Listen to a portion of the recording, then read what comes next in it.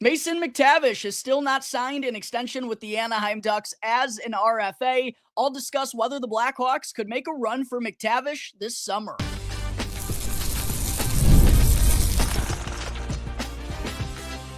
You're Locked On Blackhawks, your daily podcast on the Chicago Blackhawks, part of the Locked On Podcast Network, your team every day. What's going on, Blackhawks fans? Welcome back to another episode of Locked On Blackhawks, part of the Locked On Podcast Network, your team every day. I'm Jack Bushman. You can go and follow me on X at Jack Bushman 2, but make sure to go and check out my Strictly Blackhawks account as well at Talkin' Hockey, so that way you don't miss out on any of the latest Blackhawks news and updates. And I also got to let you know real quick that today's episode is sponsored by Game Time. Go and download the Game Time app, create an account, and use our promo code LOCKEDONNHL in all caps to get $20 off on your first purchase. All right, Blackhawks fans, happy Friday. Hope everyone's start to their weekend is going great. To kick things off on the show here today, I wanted to get into a little chat around Anaheim Ducks 2021 third overall pick, Mason McTavish, who at this point of the offseason is still yet to sign an extension as a restricted free agent. And there's been some interesting chatter around his name in the last couple of weeks. And what's funny is I remember being on CHGO Blackhawks just a couple of days prior to free agency, and during their live show that I joined, someone in the live comment section mentioned Mason McTavish, and at that point in time, none of us, me, Mario, nor Jay, really had any reason to believe that the Ducks would have any trouble getting an extension done here with Mason McTavish. But obviously, things have kind of changed over, like I said, these last couple of weeks. There's been some interesting speculation and rumblings, and we even got an update from Frank Saravalli on the Bleacher Nation NHL podcast recently with him saying, quote, McTavish is one name to watch for me going forward. I think it's been a tough go for McTavish in Anaheim. I view him as a bit of a depressed asset in the sense that I think he's a really solid player that has been beaten down by a lot of losses in Anaheim. I view him similar to Trevor Zegras. I think a change of scenery would be good for him, close quote. So that's obviously an interesting update. I've also seen some posts on social media speculating that neither of the two sides are particularly happy about where things are at in terms of the negotiations. So could lead to Mason McTavish maybe being offer sheeted by an NHL team here moving forward, or maybe being dealt as part of a trade. We're going to have to wait and see. But for those of you who haven't really been keeping up with the Ducks or what McTavish has been up to since joining on in the NHL, he's a 6'1", now listed at 219 pounds as a center iceman, turned 22 years old back in January, and he's put together 3 pretty solid seasons in a row out in California. He recorded 43 points, 17 goals, and 26 assists in 80 games in 2022-23 during his rookie season. Also followed that up with 42 points, 19 goals, and 23 assists in just 63 games during the 23-24 season. So missed some time due to injury, but the production was obviously took a nice step from his rookie season. And then last year, undoubtedly his best year in the NHL, scored a career high 22 goals, also hit 30 assists for the first time in his career, finishing with 52 points in 76 games. I also think it's noteworthy that he's won over 50% of his faceoffs in the last 2 years. So obviously, lots of reasons to like Mason McTavish, lots of reasons to kind of wonder what exactly hasn't gone right for him in Anaheim, other than the fact that, they've been doing a lot of losing ever since he's arrived on the NHL scene. Maybe that's just kind of weighed on him despite putting up some pretty solid totals and,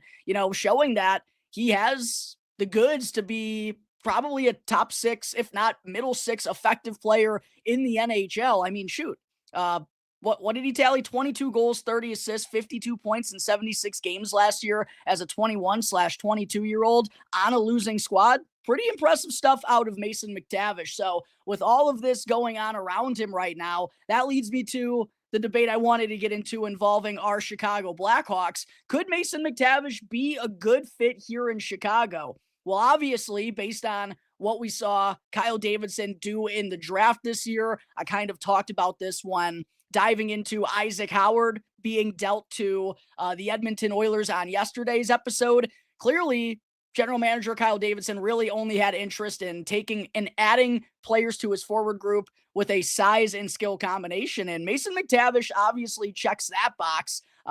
Young, impressive player who has proven that he can play the center ice position. I know there are still some things that he has to clean up a bit defensively, but in terms of the faceoff dot, really impressive stuff for a player with size. So he's got a lot of traits that you like to see. And he also has some experience playing with Connor Bedard in the past for Hockey Canada. That is definitely something to throw in there. But when I just kind of consider where the Blackhawks are at with their center iceman, look, Mason McTavish would absolutely be an awesome addition. But considering the Blackhawks are committed to Connor Bedard and Frank Nazar being center icemen to at least start next year, and where they're at just in general in this rebuild, sounds like they're wanting those two to be their center icemen right now. We're obviously going to see how that's going to go when Anton Frondel gets into the mix and how Bedard develops down the middle these next couple of seasons. There's a lot that goes into it, but at this point right now, Bedard and Nazar,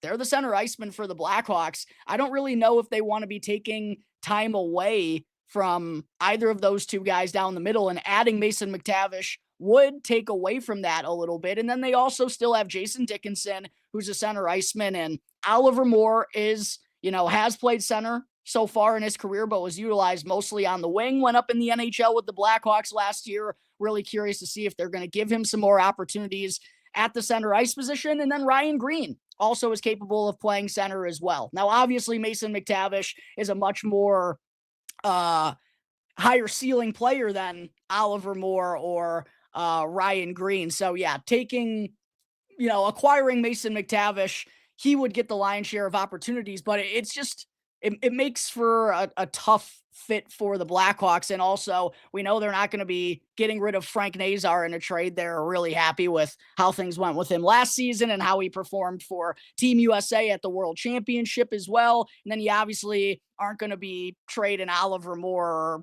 Ryan Green for Mason McTavish. The Ducks aren't going to be saying yes to that for a kid who just put up 50 points as a 21, 22-year-old. And then just looking at kind of what Anaheim would even want in exchange for Mason McTavish. And it's not like they have to absolutely trade him here this summer, but there are some rumblings that neither side is exactly happy with what's been going on. But in exchange for McTavish, what do the Blackhawks? It's a similar question around when they were supposedly involved in trying to get J.J. Peterka from the Buffalo Sabres. When Buffalo is a team that's trying to get into the winning business, they're trying to win more than they have these last few seasons. Feels like the Ducks are in a very similar spot, and the Blackhawks just don't really have any pieces available that I think would go and help the Ducks accomplish that, and that they would also feel like is worth trading Mason McTavish for, right? And looking at, the left side of their blue line, they got Pavel Mintyukov, they got Olin Zellweger, they also have Stian Solberg, who they took in the first round a couple of years ago, and then on the right-hand side, they got Jacob Trouba, they got Radko Gudas, and we don't want to be trading Artem Levshinov or Sam Rinzel, so it's just kind of hard to see a deal coming together between these two teams, especially when it feels like someone could probably go and offer something more intriguing for the Anaheim Ducks in exchange for Mason McTavish. So like the conversations I've kind of had around Marco Rossi, Isaac Howard, a couple of different guys here this summer, it's just tough to see the Blackhawks really putting something together that's going to get the Ducks to say yes to move Mason McTavish. I just have a hard time kind of seeing that come to the forefront. And also, would Mason McTavish even want to go and sign an extension with the Blackhawks after, he's apparently beaten down by all the losing he's been doing in Anaheim? Does he really want to go and join a rebuilding team like Chicago, who's probably going to be going through another losing year in 25-26? I don't really, see that working out. What I will say is McTavish, unlike some of the other guys I've talked about this summer, he does have that size and skill combination. I do think that's what would make him intriguing to Kyle Davidson, but I just don't know necessarily where McTavish would fit in this forward group when they're so committed to Frank Nazar and Connor Bedard playing down the middle. Yes, he would definitely help provide more skill inside this Blackhawks top six, but it feels like the Blackhawks would have to get rid of something in order to bring Mason McTavish in, considering they added Andre Burakovsky and just from a numbers perspective. So yeah, McTavish, interesting, but I don't really see the Blackhawks being a legitimate candidate in the trade market for him this season. We'll see what winds up happening with McTavish, though, if he gets an extension done with the Anaheim Ducks or if he winds up being part of a trade package here this summer. Do want to mention real quick, he also could be offer sheeted by another NHL club.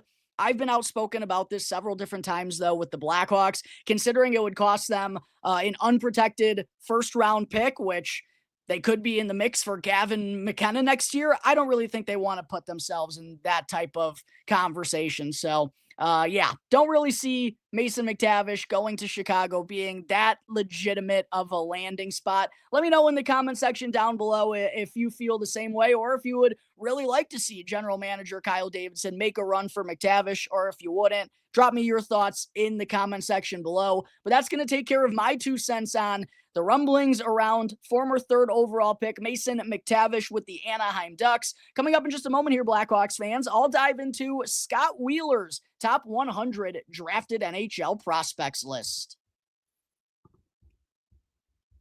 But first, I got to talk to you all real quick about Game Time. We've all been there, logging on early and waiting forever for concert tickets to go on sale, only to lose your spot for a show you've been dying to see.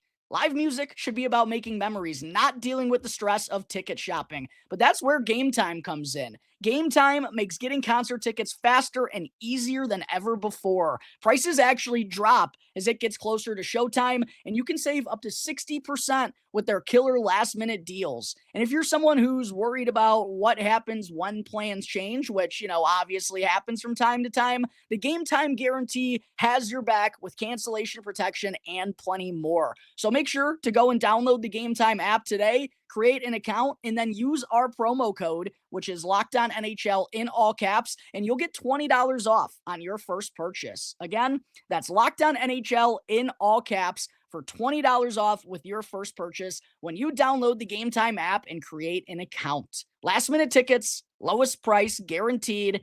Game Time. Before I get into segment 2, quick reminder to go and smash that like button.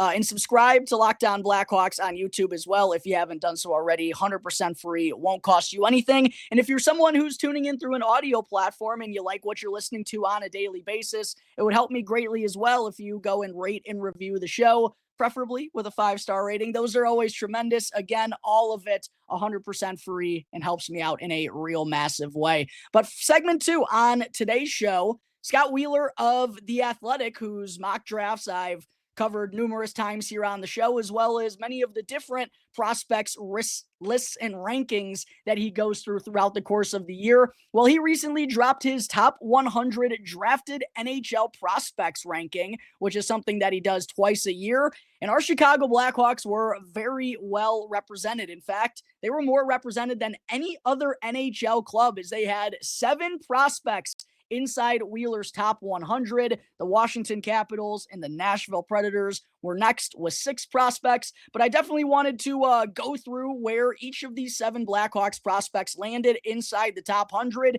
as well as the top 20 to 30 on Wheeler's list, and go through his kind of top 3 tiers and talk about some of these prospects. But before I do, a quick reminder and heads up that to be considered a prospect in this list, a skater must be under 23 years old and not fully established with their NHL club. Connor Bedard was taken off of this list last year, and Frank Nazar has been removed from the list by Wheeler this year. So those are 2 Blackhawks prospects you will not see a part of this list. The rest of them, though, are going to be inside this top, well, I guess not the rest of them.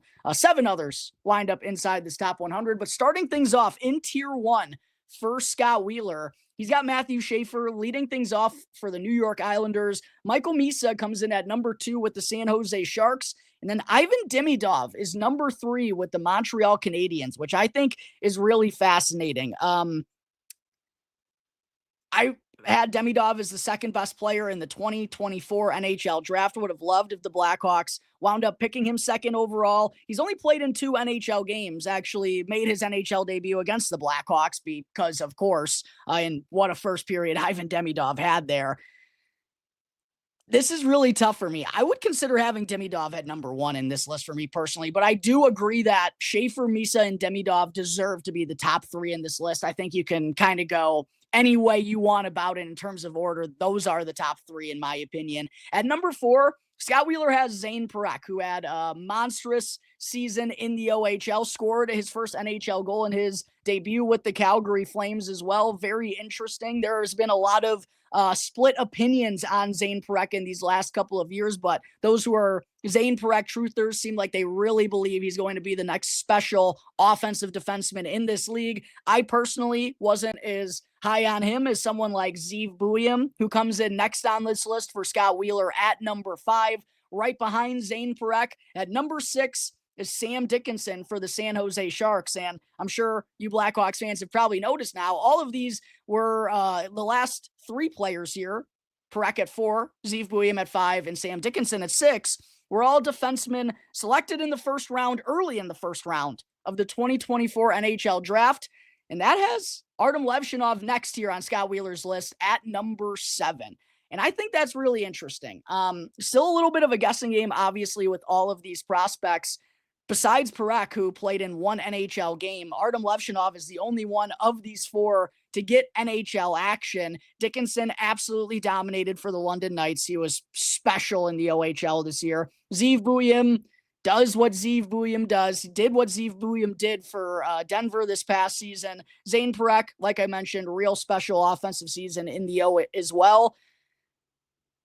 I would understand, I understand why these players are ahead of Artem Levshinov here, according to Scott Wheeler's list, but I really do think, Levshinov probably doesn't have the ceiling as these guys, but his floor is so high. And I think the fact that he's already playing NHL games is pretty gosh darn impressive and handling himself well in NHL action too.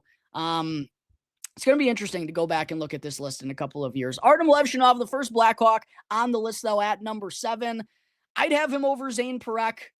I'd probably have him in a very similar conversation with Sam Dickinson. I'm in love with Zeev Buium. I have been ever since he stepped onto the college hockey scene. I really do believe he can come out as the best defenseman in this draft. Sadly, the Blackhawks weren't in the need for a left-handed defenseman when they were on the clock second overall last year, so Zeev wouldn't have made a lot of sense for them.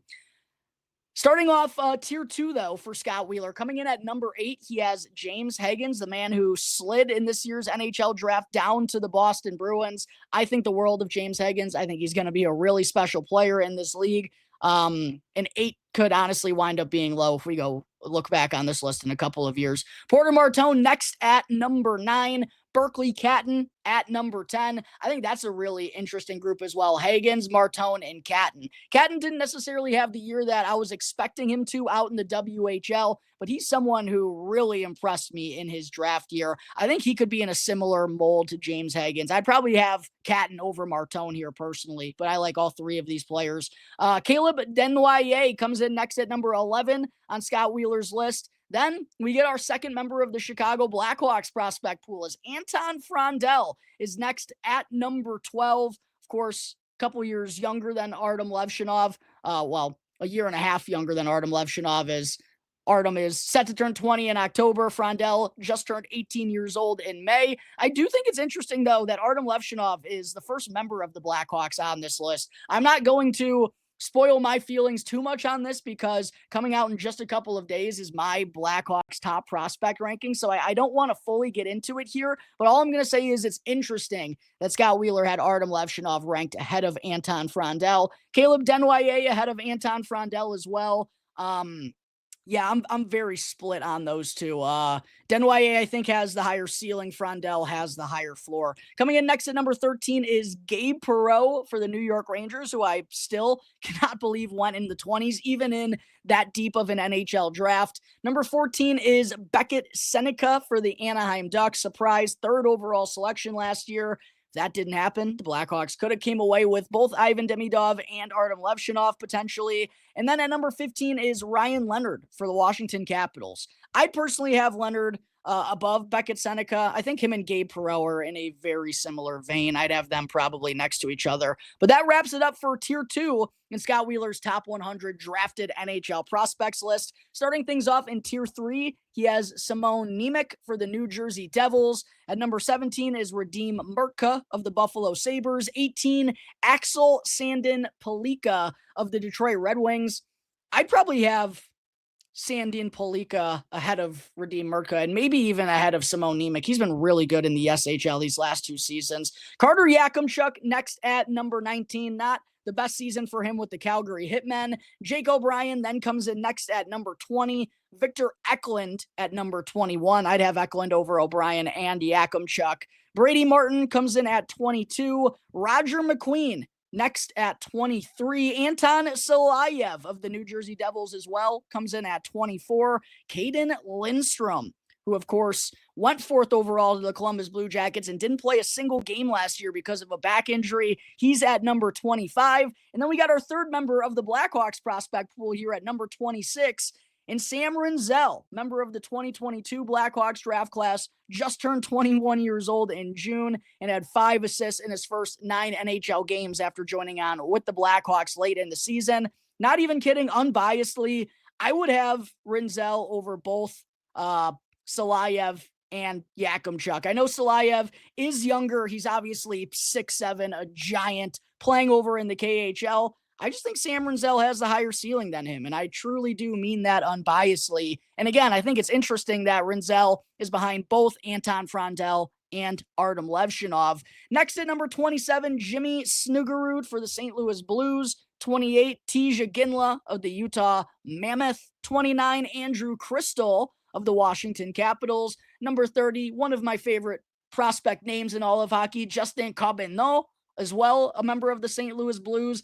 He and Snuggerud, man, those are going to be 2 shooters I'm not looking forward to watching as Blackhawks fans for quite a while. Callum Ritchie next for the New York Islanders at 31. Cole Yzerman, an interesting prospect that had a lot of debate around his name last year. He comes in at 32. At number 33, rounding out Tier 3, is David Jiricek for the Minnesota Wild. High draft pick of the Columbus Blue Jackets that got traded last season. No other Blackhawks prospects listed in Tier 3. The only one was Sam Rinzel. Anton Frondel wound up in Tier 2, number 12. And then Artem Levshinov, the first Blackhawks prospect on this list, in Tier 1, coming in at number 7. The next Blackhawks prospect that we see in the top 100 is Kevin Korchinski, 7th overall pick in 2022. Been some bumps in the road for him ever since turning pro, but is still a very young man. He also just turned 21 years old in June. He's only 4 days older than Sam Rinzel. It's kind of crazy. Like, think if like Kevin Korchinski went and played 2 years of college hockey and he was just making his NHL debut late last season, like kind of how differently Blackhawks fans would be thinking about him at this point in time. That's why it's a reminder we need to be really patient with a lot of these kids. Kevin Korchinski has been, I think he was the youngest defenseman in the NHL each of the last 2 seasons. So hasn't been very easy for him to start his NHL campaign on a really bad team. He comes in at number 62, though, well beyond Sam Rinzel, but ahead of someone like Oliver Moore, next Blackhawks prospect on the list at number 71, turned 21 years old in January and had 4 assists in his first 9 NHL games after joining on following his sophomore year with Minnesota, just like Sam Rinzel. Then 12 spots later, we get Nick Lardis, who turned 20 years old just about 2 weeks ago now in early July. Obviously became the first 70 goal scorer in the OHL since John Tavares way back in 2007. But there are some questions about whether his game can translate to the next level because he is a little bit undersized. Very curious to see how Lardis is going to look during training camp and the preseason before his first year of pro hockey. And then wrapping things up for the Blackhawks, 4 spots later at number 87 is the 18th overall pick last year, Sasha Boisvert, still only 19 years old. Incredible freshman season with North Dakota. Transferred to Boston University for his sophomore campaign.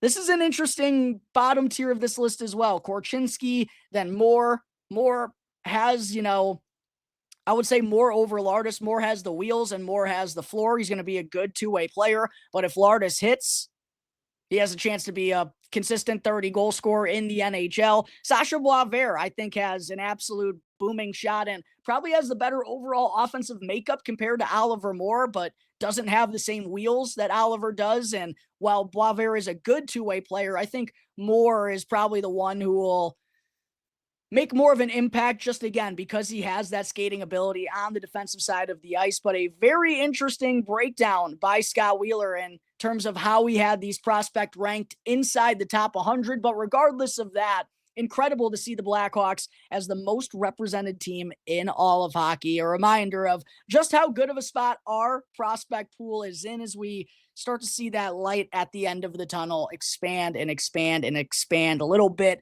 by little bit by little bit. But there are all the Blackhawks prospects listed in Scott Wheeler's top 100 drafted prospects list. Coming up in just a moment, Blackhawks fans, before I close out today's show, still have to get into two more Blackhawks prospects receiving invites to World Juniors Summer Showcases.